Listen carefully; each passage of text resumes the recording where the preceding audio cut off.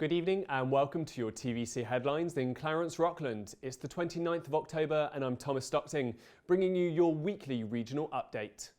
Coming up on this programme, COVID-19 latest in Ontario and Prescott Russell, flu season approaching, where to get your vaccination and why it's so important. Clarence Rockland's local draft budget unexpectedly published, causing quite the stir on social media. A look at local businesses as further restrictions are imposed by the EOHU. We speak to social services organisation Valoris about mental health in teenagers and children. And a weekend update as doubts still loom over Halloween and the 2020 Poppy campaign starts.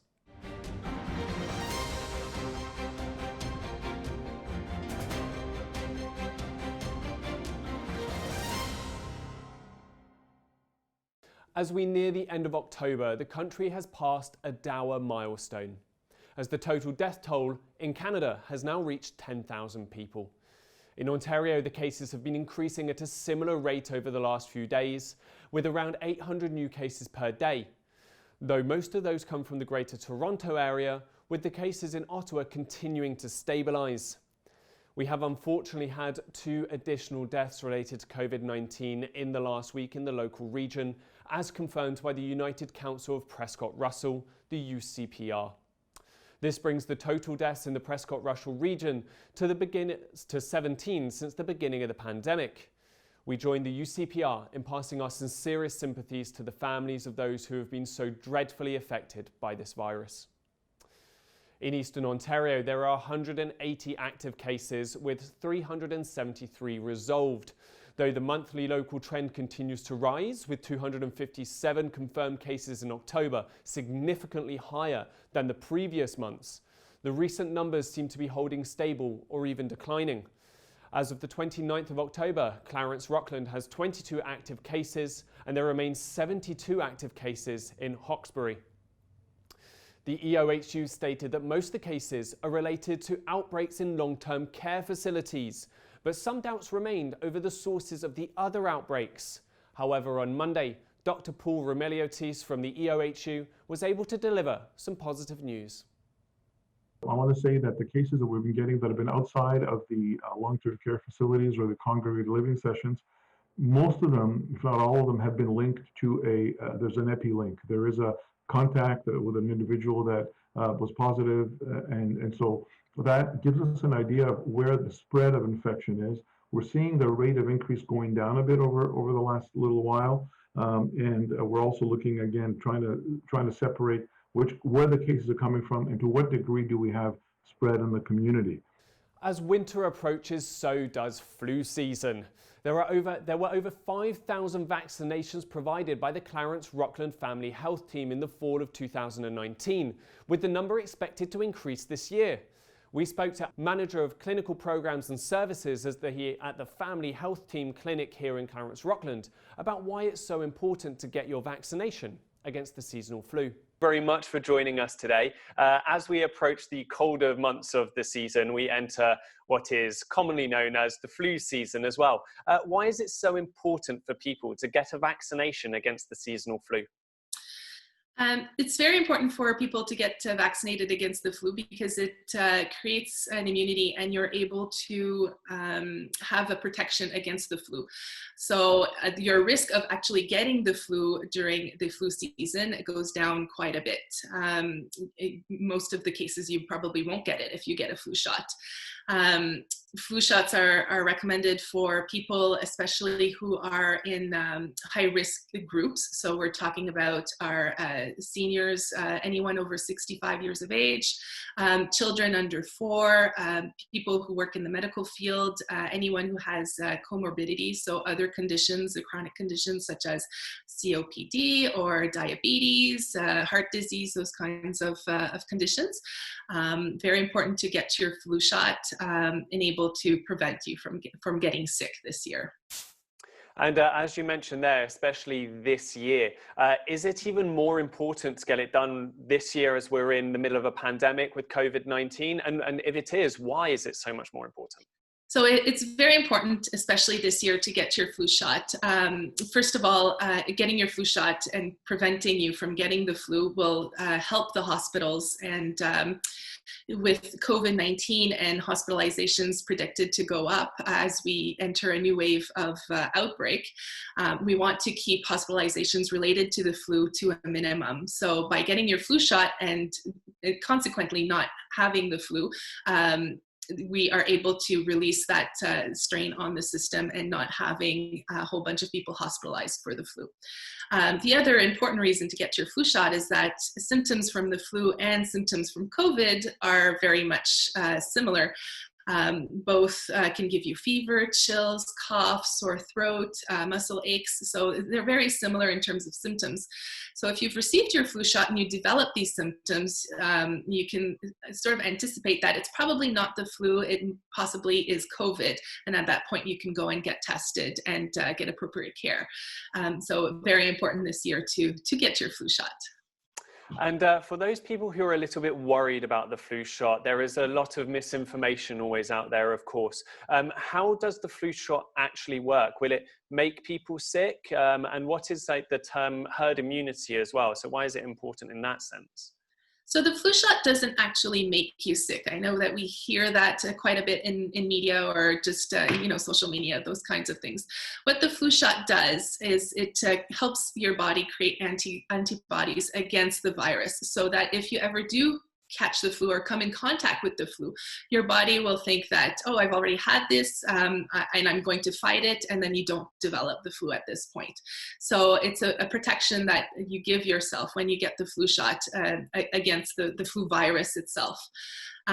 For people who are adamant that the flu shot makes them sick, sometimes what we see, and actually a lot of times what we see at the clinic, is that people will get the flu shot and within a couple of days they'll develop a cold. It's not the actual flu, it's just that they have the sniffles or something, and then they'll relate that to their flu shot and associate that with the flu shot. So the flu shot can't actually give you the flu. It's a virus. We inject a small portion of the flu virus. It's not active, but your body recognizes it as a foreign virus, and it fights it off and develops those antibodies in order for you to fight the flu further down the road. And in terms of the number of people you were able to help out, last year the clinic managed to vaccinate just over 5,000 people. Are you thinking that this year we require more? Is it always a number you're looking to increase? What's your goals this year? Of course, we always want to try and vaccinate the most people that we can.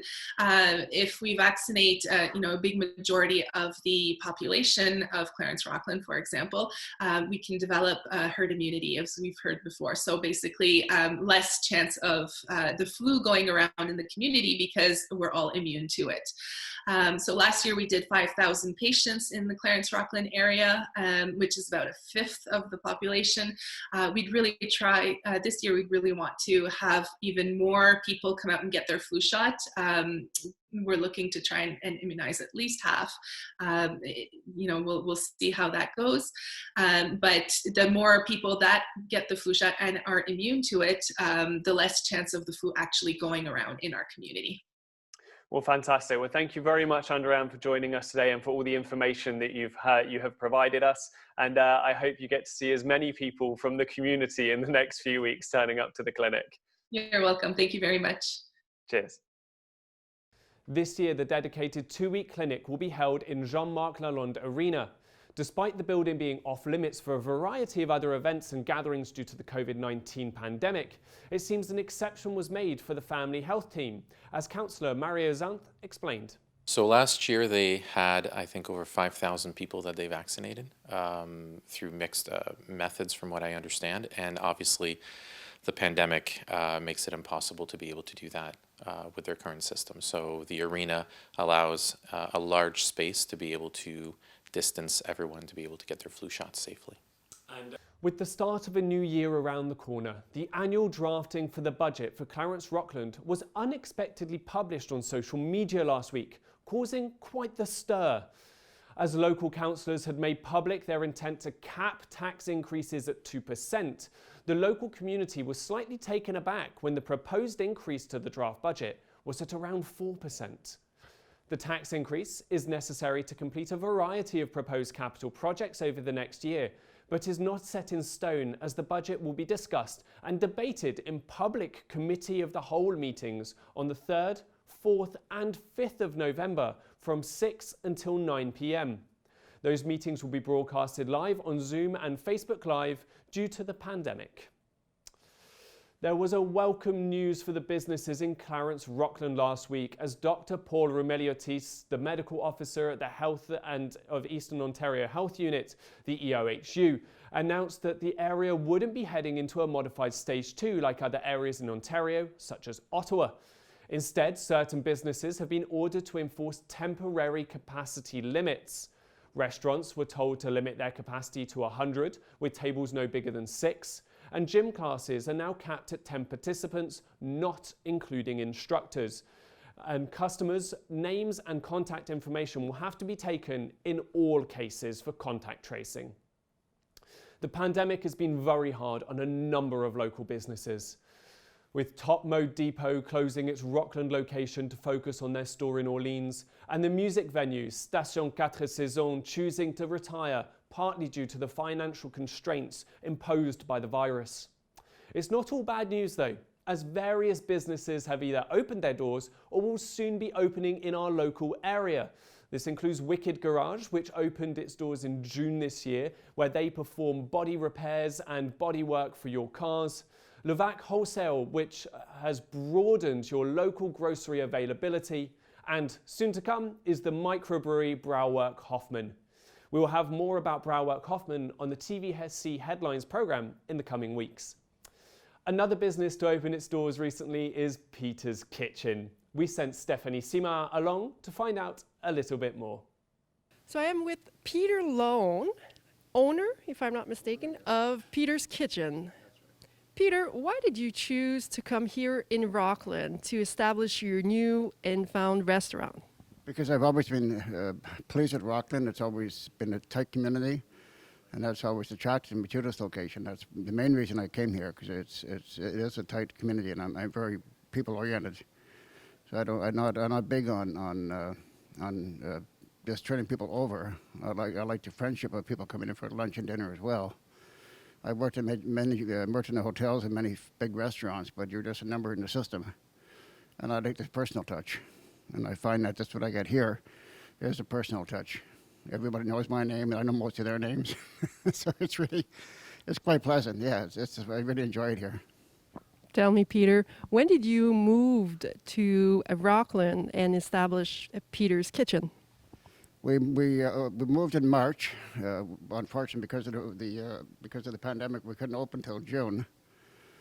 We opened in June, and it worked really well. For the first 2 weeks, it was very quiet, and then on the third week, we picked up, and we were doing extremely well until the second wave came in. And now all the new people aren't coming anymore, but we still have our diehards that come in on Friday still, but anybody new is not coming in. So what is your specialty here at Peter's Kitchen? Well, we're international based. We have, for example, we had chicken cordon bleu today. And we're having a savory stuffed pork loin next Friday for special. And we have traditional club sandwiches and chicken fingers and wraps. And so we're very international. We cook anything you wish. We do make special meals for people to come in and say, can we, for example, just made pudding chamar for one of our regulars today because he wanted pudding chamar. And then last week we made him French Canadian baked beans. They're not on the menu, but it's what makes it special is people come in, they can talk to me and say, we'd like this and we'd like something else. And it's a real treat to make it for them. It's a real pleasure to cook for them. And they really appreciate it. So right now, what are your hours of operation? So when are you open here at Peter's Kitchen? Right now, we're open from 11 to 2, Monday to Thursday, and Friday we're open 11 till 7. And then we're open again for breakfast Sunday morning from 8 to 12. Perfect. And can people order online right now, or it's only dine-in for now? Right now, we haven't set it up online yet. We will be doing that shortly, though. We're going to be having home-cooked meals delivered to you, or you can pick them up, and that'll be happening within the next week or so. And we'll be promoting that. We'll be advertising on the website. Perfect. Do you have any special event coming up in the next months or so? Unfortunately not. No, all the Christmas parties haven't materialized this year. as everybody knows, it's normally we're busted at the seams this time of year, unless everybody else is, but we have nothing in the immediate future now. No, it's Perfect. Well, good luck for your new kitchen, and we do hope that the population do come and visit Peter Lone here at Peter's Kitchen. I thank you so much. In these trying times, make sure you continue to try and support as many local businesses as you can. They're the life of our communities, and they're extremely hard to replace when they're gone. As an added incentive, you can upload a photo of yourself supporting a local business with the hashtag #CRLocal and tag the city of Clarence-Rockland for an opportunity to win a cash prize. Now, the physical and medical effects of COVID-19 have been well and widely documented since the virus took over our lives earlier this year. However, a more unspoken side of this pandemic is the effects that it can have on our mental health. This week, I caught up with psychotherapist Nathalie Lacroix, who works for social services organisation Valoris, to talk about how the last 8 months could be affecting the mental health of children and teenagers and what we can do about it. What are some of the greatest concerns for children and youth right now with the social isolation that's being caused by the pandemic? The great concern is that the length of the pandemic, so how long it's going to last. And I think the fear is that are we going to return into isolation, because we've realized that has a huge impact on the children and the mental health of teenagers as well. And also the parents' reaction. We understand that parents are very stressed in this time, and sometimes those anxieties can be transmitted to the kids. Some big issues there, absolutely, and especially with the time as it goes on. But I take it there are going to be some people that get affected more than others. Who is the most at risk? We see that it's hard for teenagers just because emotionally it's already a difficult period, and being isolated and away from their friends was very difficult on their mental health. We also see the impact on kids who already struggled with mental health issues, whether it was anxiety, depression, or suicidal ideas or ideations. There was a bigger impact on them as well. And what would you say the prognosis is for this seemingly growing trend? What we see is that the studies are looking a lot at the repercussions on the teenagers and the children, but we don't see the other sides that could come out of the pandemic. So there's also a positive side. Kids are reporting spending more time with their parents, new family rituals, activities, a less stressful home environment and routine, and less stress related to school and work as well. Well, at least there are some positives there for them. As you said, it's going to affect everyone in a different way, but what would you recommend that children and young people can do to try and maintain a really good mental health during this very trying period? So it's very important to practice physical activity, whether it be indoors or outdoors. Studies show that it's very good for our mental health. So it is helpful for anxiety, depression. It's good for sleep, mood, and there's so many great impact of doing physical activities. And it also increases resiliency. And we see that our children are very resilient. They have the ability to face different obstacles or the pandemic or very difficult situations. So physical activity would also help with resiliency in our children. Yeah, and a great way to look at different ways to be able to remain active as we're seeing the first snows of the season as well. In terms of focusing much more locally for yourself, what can the Valoris team do to help out young people and teens and children in terms of their own mental health? So we have a variety of service here at Valoris. So we do offer some counseling for children and for teenagers. So parents could call in, look into our website, and for a variety of situations, whether it be children being more angry or more anxious, depressed, or others. So we do have people in-house to help with that.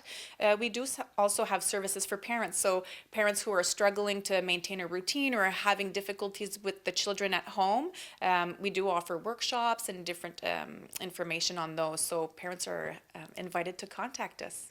And that leads me on perfectly to my final question. What would you say the next step is for any young person, child, teen, or parent that's seeking help? What would you encourage them to do? So you can look at our website, or you can contact our 1-800-675-6168 phone number, and we'll go from there. Wonderful. Thank you very much for your time today on this such important issue. Thank you very much.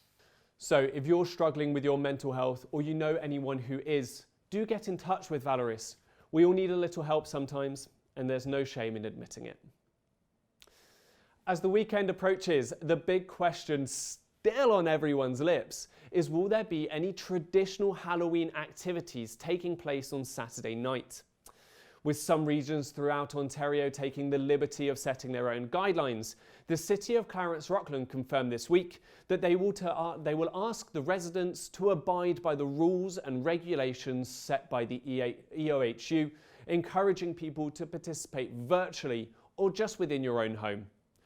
Worries have been expressed, however, that the residents of modified Stage 2 areas such as Ottawa are thinking of coming to the Prescott-Russell region to trick or treat. Speaking on Wednesday afternoon, this is what Dr. Paul Romiliotis had to say about the matter. Our concern was more of a lot of people coming and playing sports here. A lot of teams have been trying to come here and play, and do teams from all over to come in our area because they don't allow games in Ottawa at this point. And so we've been talking to our arenas and discouraging them from allowing them to play because we think that people should stay in their region. The Halloween I haven't thought about. I wouldn't think that they would come in. We've also recommended in our area that the same recommendation as Ottawa has as well. So we're discouraging it as well. So we can't forbid it, obviously, but we're discouraging it. But I never thought about that possibility. Although this will obviously come as very disappointing news for a lot of people, especially the younger children out there in our community, we have to remember that what is going on is the best for the mental and physical health of our communities too. As a virtual alternative, the library in Clarence-Rockland are organising a variety of events, so head over to their Facebook page to find out a little bit more. Let us make sure that we keep up the good work, abiding by the guidelines set out by the Eastern Ontario Health Unit, wearing our masks and keeping socially distanced, as well as working as a community to help each other out as much as possible. The next big holiday is only a matter of weeks away, and if we all keep playing our part, we'll have the chance to spend Christmas with our families. Looking a little less far into the future though, Remembrance Day, the memorial where Commonwealth member states stand in unity to remember those in their armed forces that gave their lives during the First World War, is only 2 weeks away. This year, as with most things in our lives, the Poppy campaign will be run a little differently. We caught up with Don Ferreira to tell us a little bit more. Absolutely. This year, safety is a big concern. So the Poppy campaign will be starting on the 30th of October. But whereas in the past we've had veterans out behind the tables in the local big stores, this year what we're looking at is just putting out a Poppy box in those big locations. You won't be able to find a Poppy box in every little corner store this year. With the pandemic going on, we want to reduce the amount of handling of the poppies, shall we say, and keep it to a couple of locations.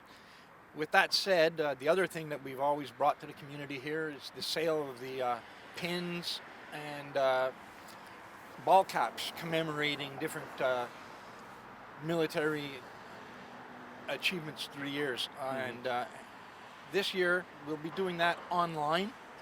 If people are interested, they can go to our website, rcl554.ca, and you can put in orders there, and we can get them to you.